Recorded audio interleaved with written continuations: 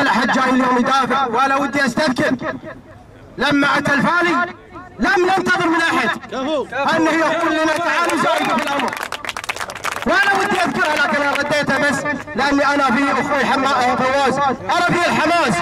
والله ان الامه تفتخر بمثل هؤلاء الرجال لما يكونوا موجودين. والان القضيه اكبر من قضيه تكسب، اكبر من قضيه والله ان شخص سيء، شخص عقيدته باطله ياتي في هذا البلد ثم يتحدث بمراعاة وزارة الداخلية ووزير الداخلية الذي لم يردع هذا الأمر، لأن الأمر أصبح متكرر. ما حد ينهاهم عن الأمر هذا. أتى الفاشل السابق والزنديق السابق ثم تحدث والله عان إخوانكم وطردوه. اليوم أتى الزنديق الثاني والخبيث وسيتطاولون في هذا الأمر إلى ما له مدى. إذا لم تقف موقف أنت موقفك لدينك، حنا ماذا نعمل؟ أين نحن من صحابة رسول الله صلى الله عليه وسلم؟ حنا ما نقف وقفة نص ساعة ولا ساعة ونقول احنا سوينا ولا عملنا. والله لا سوينا ولا عملنا والمطلوب منا أكثر. لكن هل سياسة البلد اليوم متجهة إلى السماح لهؤلاء الخبثاء أهالي العقيدة الباطلة أن نهدد من إيران ونهدد من العراق ولهم من لهم من نواب مجلس الأمة من يدافع عنه؟ اليوم لا، الشعب الكويتي له ردة فعل وردة فعل نراها اليوم من جميع الأطياف وجميع الأعمار اللي موجودين الآن. والله ما طلعوا يدورون الانتخابات ولا طلعوا يدورون الأموال، إنما طلعوا يرجون الأجر من الله جل وعلا حتى يدافعون عن دينهم. لذلك يا أخوان القضية يراد لها أيضا ترتيب أكثر من هذا الأمر. يجب أن نتكاتف جميعنا، كل التيارات السياسية، كل اللجان الخيرية، كل من في خير في هذا البلد، ثم نوحد صفنا ونرسل رسالة إلى السلطة أنه لا يمكن بأي حال من الأحوال أن نقبل بمن يأتي ويهز هذه العقيدة ويضرب بهذه العقيدة، عقيدة محمد صلى الله عليه وسلم. لا نريد أن نقول نحن الذين بايعوا محمدا على الجهاد ما بقينا أبدا. أين نكون نحن من صحابة رسول الله صلى الله عليه وسلم عندما يأتي هذا الفاشل ويأتي النائب اللي قاعد جنبه وهو الذي أدخله اليوم؟ نحن لسنا نواب مجلس أمة، لكن احنا ايضا مواطنين. لنا يعنينا ان عقيدة هذا البلد ان تستمر على العقيدة الصحيحة اللي كان عليها رسول الله صلى الله عليه وسلم وخلفاء الراشدين وصحابته والتابعين والسلف الصالح. لذلك انا لي دور وانت لك دور والثاني له دور، حتى الوالدة في بيتها لها دور. لا يمكن ان نسكت بهذا الامر. الامر الان بدا يتوسع بهذه العقيدة الباطلة حتى في المدارس. يجب ان ننتبه لهذا الامر. أنا لا أريد أن أزايد، والله وأقسم بالذي لا إله إلا هو إني حاضر كنت سأقف وأقول اليوم الميدان ميدان المشايخ وليس ميدان.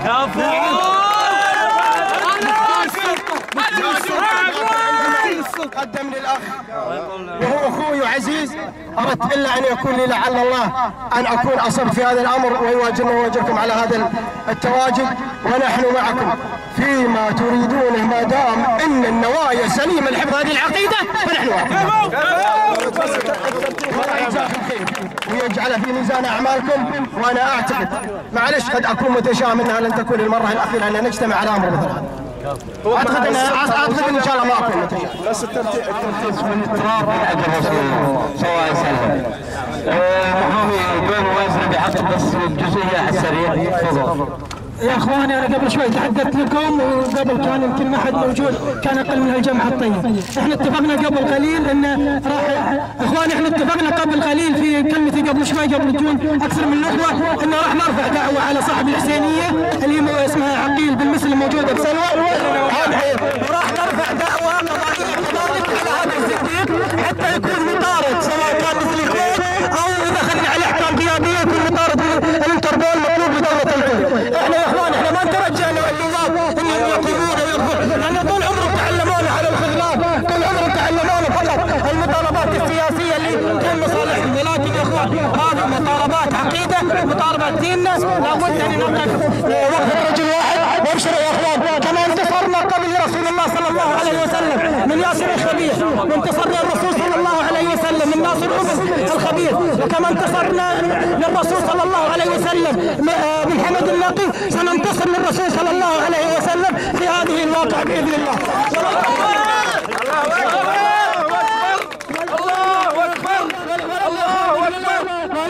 ولن نترككم يا اخوان باذن الله بدون خذلان، ولكن باذن الله سوف ننتصر يوما سبع يوم والرسول صلى الله عليه وسلم ما دام موجودا. اسمح لي انا قبل شوي اتكلم واترك للاخوان بسم الله والحمد لله والصلاة والسلام على رسول الله وعلى آله وصحبه أجمعين. حي الله الوجوه المباركة. اليوم يا اخوان موقفنا لوجه الله تعالى. اليوم نقف ونترك جميع أعمالنا وأشغالنا لأجل المصطفى صلى الله عليه وسلم ولأجل صحابته الكرام رضي الله عنهم وارضاهم اللي تهاونت الحكومة مع الأسف ورئيس الوزراء ووزير الداخلية. وهذا واجب علينا أن نقف اليوم ونصدع بكلمة الحق، ويفترض أن نقف كل يوم في هذا المكان حتى يخرج هذا الزنديق الذي دخل البلد وهو لا يستحق أن يطأ هذا التراب، تراب أهل الكويت، أهل العقيدة الصحيحة. لا يمكن أن نرضى ونترك كل الأمور إذا تم الاعتداء على الحبيب المصطفى صلى الله عليه وسلم. فنقول لوزير الداخلية ومن فوق رئيس الوزراء اتق الله في نفسك. لا يمكن أن تمنع العريفي من دخول البلد وهو خارج البلد وتترك هذا الزنديق الذي شتم المصطفى صلى الله عليه وسلم والصحابة وطالب جهارا نهارا بتغيير المناهج إلى مناهج فاسدة. نقول اليوم هذا انذار وهذا أول تجمع نقوله. سنترك كل الأمور، اسرقوا الأموال، عاثوا بالأرض فساد، لكن لن نتهاون بإذن الله. قسما بالله لنخرج أطفال وشباب وشيبان حتى يخرج هذا الزنديق. اليوم هذا الموقف لوجه الله تعالى. لا يمكن أن يتهمنا أحد بأننا نتكسب. من لم يقف هذا اليوم هذا الموقف فهو قد خان بالنبي صلى الله عليه وسلم. لا يمكن أن تتهاون الحكومة. نحن لم نشتم أحد ولم نتطاول على أحد ولم نقل لأحد اخرج إلا عندما يتجاوز على ديننا وعقيدتنا. لذلك نحن نقول اليوم جميعا في هذا المكان المبارك الذي استمعنا فيه وهو بالدائرة الخامسة لن نقف ولن نسمح بكل من يقول كلمة باطلة بحق الصحابة والكرام وبحق العقيدة وبحق الدين. قسما بالله لن نلتفت إلا لهذا الأمر. نقول احترمونا حتى نغض البصر عن بعض الأمور، لكن هذا الأمر لا يسمح لنا لا الله سبحانه وتعالى ولا الشعب الكويتي. لذلك خير الكلام ما قل ودل. نحن نعبر بلسان إخواننا الأغلبية. نقول بإذن الله تعالى نحن أبناء الشعب الكويتي وخرجنا من هذا الشعب الكويتي ولا زلنا مقدرين. سنحرك البلد ضدك يا رئيس الوزراء. انتهى وانت في هذا الأمر. ونقول لوزير الداخلية اليوم يومك. أنت من قلت بأنني لا أرضى على الدين ولا أرضى على العقيدة، اليوم لا تجامل. سنحسب كلماتك ونحسب خطاك بإذن الله. نقول للسلطة عموما ولولي الأمر لا يمكن يا ولي الأمر أن يشتم النبي صلى الله عليه وسلم وأنتم تسمعون وترون وتستقبلونهم وتعطونهم الأموال. لذلك نقول اليوم بعثتم بإنذارات اللجان الخيرية. هذه قوتكم على أبناء البلد وعلى أهل الكويت. تنذرون أموالنا حتى لا تخرج حق الفقراء والمساكين. اليوم قوتكم على اللجان الخيرية وزعتم الإنذارات. وضعفكم اليوم أمام هذا الزنديق الذي الآن يعيث بالبلد وينشر دعوة باطلة وشتم الأنبياء. لذلك نحن نقول بإذن الله لا يمكن أن نتراجع أو نتهاون في هذا الأمر. خصوصا الكويت عزيزة لكن الدين أعز. الكويت عزيزة لكن العقيدة أعز. الكويت عزيزة لكن كرامتنا ودين الله فوق كل شيء. أسأل الله سبحانه وتعالى أن يبارك في هذا الجمع المبارك وأن يوفقنا بإذن الله تعالى حتى نوصل رسالة واضحة بأن التجاوز أكثر من ذلك غير مقبول ومرفوض. اللهم قد بلغنا، اللهم فاشهد. قد رضي الله عن الذين يبايعونك تحت الشجرة. الله أكبر. الله سبحانه وتعالى رضى عن الصحابة، والرسول صلى الله عليه وسلم يقول لا تسبوا أصحابي، والرسول صلى الله عليه وسلم هذا الكلام أنا ما أوجه لكم، أنا أعرف أنكم تعلمون هذه الأمور، لكن أنا أوجهها لناس معينين السلطة راح جاي عليهم بالدور. لكن اللي قاعد يصير اليوم أمر مرفوض، قاعد يتطاولون على الرسول صلى الله عليه وسلم وعلى صحبه الكرام، وهذه نقطة مهمة جدا. اليوم حنا منو نقل لنا الدين؟ ما هم الصحابة رضوان الله عليهم؟ هم اللي نقلوا لنا الدين. فمن يطعن بصحابة رسول الله يطعن في ديننا. نعم. هؤلاء الصحابة ومنهم حاطب بن بلتعة، هذا قبل فتح مكة ذهب هذا الصحابي إلى أهل قريش ينذرهم إن محمد سوف يأتي لكم ويفتح مكة. فبعد ذلك فتح الرسول مكة، فجاء حاطب قال يا رسول الله كل لكم أو كل من الصحابة له أهل في مكة يشفعون له، أنا ما لي أهل.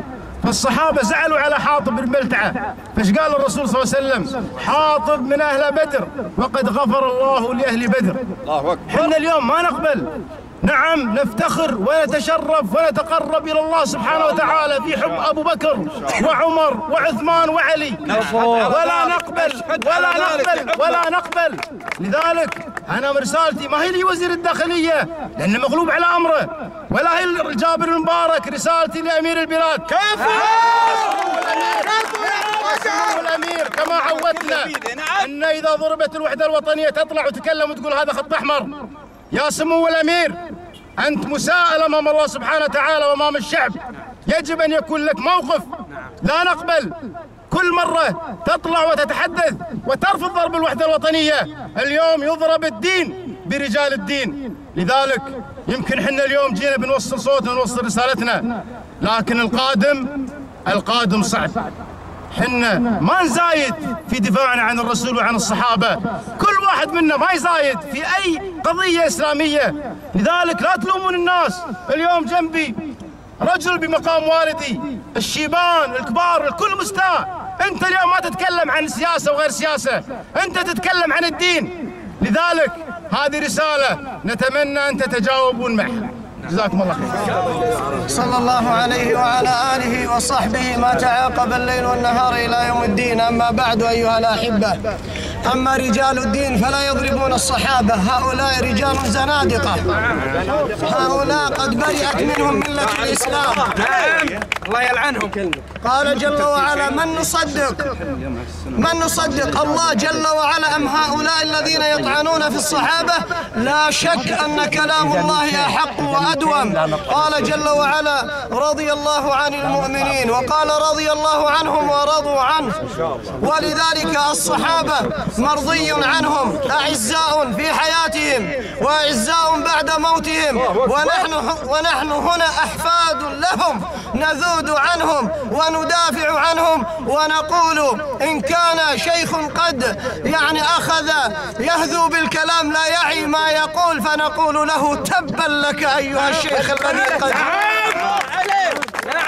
تبا لك أيها الشيخ الذي قد فقدت عقلك وقد فقدت صواب الكلمة. والله لأن نعل صحابي أشرف من سلالتك إلى يوم الدين. نحن هنا نقول رجال صدقوا ما عاهدوا الله عليه، فمنهم من قضى نحبه ومنهم من ينتظر وما بدلوا تبديلا. نحن هنا نقول إن كان للسياسة مسيرات فاحذر يا أيها الزنديق أن يسيل دمك على رقبتك. والله لا نرجو تصفيقا ولا نرجو أي كلمة، لكننا نقول للسلطة ولكل من يعنيه الأمر: ألا ترون ما يحدث في الصحابة؟ ألا ترون ما يحدث للصحابة؟ أذواتكم مصانة وذوات الصحابة مهدرة. لا ورب الكعبة، بل إن ذوات الصحابة أفضل من ذواتكم. أيها الأحبة، عندما نتكلم هنا نتكلم عن دين وعقيدة، ونقول للجموع التي كانت تقول بالمسيرات الكثيرة، نقول إن مسيرة لا تخلو من نصرة الصحابة فلا خير فيها. نقول إن كلام وعبارات وأهازيج وصيحات لا تكون فيها نرهب بها عدو الله لا خير فيها. الله أكبر. الله أكبر. إلى متى؟ إلى متى؟ إلى متى؟ ونحن نناشد الحكومة، إلى متى؟ إلى متى ويسب الله جل وعلا؟ إلى متى؟ إلى متى ويسب نبينا محمد صلى الله عليه وسلم؟ إلى متى؟ إلى متى وتكتب عبارات القذف في أشرف من وطئت قدمه الأرض بأبي وأمي هي أم المؤمنين رضي الله عنها؟ إلى متى؟ إلى متى وعلى جدران المدارس؟ إلى متى؟ إلى متى وفي كل مكان يا حكومة؟ بالله عليك، نحن الآن نحن المعتدون، نحن المتطاولون، نحن ننتظر ردة الفعل منك. إن لم تكن هناك ردة فعل فاحذري، والله إن الفتنة هي شعرة إذا انقطعت لن تستطيع عليه.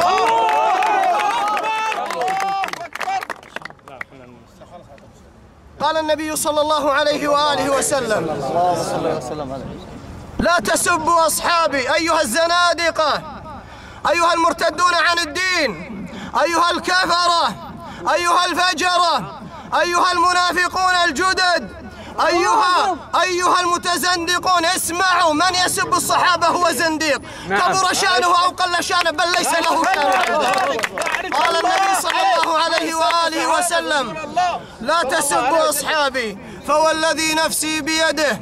قال النبي صلى الله عليه وسلم: من سب أصحابي فعليه لعنة الله والملائكة والناس أجمعين. الله يلعنهم.